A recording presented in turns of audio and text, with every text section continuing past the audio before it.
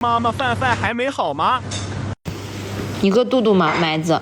饿了。哎，麦子今天估计已经饿晕倒了，也不去找老吃东西了。你懂就好。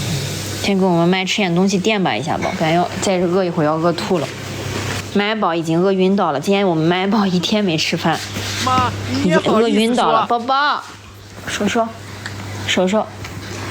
哎呦，手。就知道问哥要手。雨伞千万不要流产，好的，到时候做一个巨漂亮的雨伞。